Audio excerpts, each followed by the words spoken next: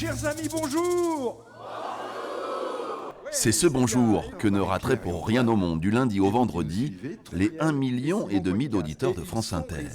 Pour l'enregistrement de l'émission à l'ASCO 4, les fidèles ont répondu présent. Nous, on l'écoute tous les jours à la radio, donc c'était histoire de voir ce qui se passe un petit peu ici.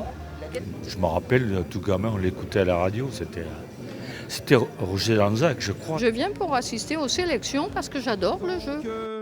De quel archipel fait partie la Réunion ? Ah, rapidité, madame. Ah, avec un tout petit peu d'avance. Et la sélection est impitoyable.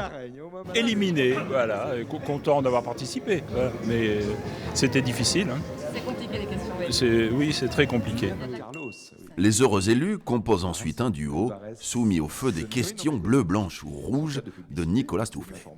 Comment appelle-t-on ce mouvement littéraire du XXe siècle à la recherche de nouveaux moyens d'écriture pour aller au-delà du réel afin de libérer les forces du rêve ou de l'inconscient? Un mouvement qui a touché d'autres domaines artistiques d'ailleurs. Le surréalisme ? C'est le surréalisme, c'est ça, le surréalisme, bravo. On va tenter la question à 500 € en criant. Né à Toulouse, mort en Colombie à l'âge de 44 ans. Quel est ce grand nom du tango? En cas de panne, le public peut participer.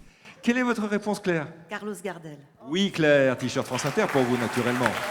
L'émission, Leslie, libraire à Belvès, la suit depuis toute petite. Aujourd'hui, c'est le Graal, elle y participe. J'espère gagner 1000 €.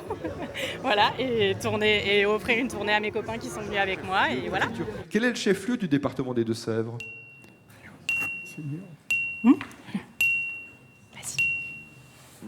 Niort. C'est Niort, le chef-lieu des Deux-Sèvres, tout à fait. On va à la rencontre du public. C'est un jeu quand même assez exigeant, mais les questions sont assez difficiles. On reste dans la culture générale. Souvent, on me dit, quand j'écoute le jeu des 1000 €, je ne réponds pas à toutes les questions, mais au moins, j'apprends quelque chose. Eastman. Georges Eastman. Et Leslie et son partenaire ont décroché les 1000 €. En plus de la radio, les fidèles pourront retrouver Nicolas Stoufflet sur France 3 tous les samedis à 17h25. À demain, si vous le voulez bien.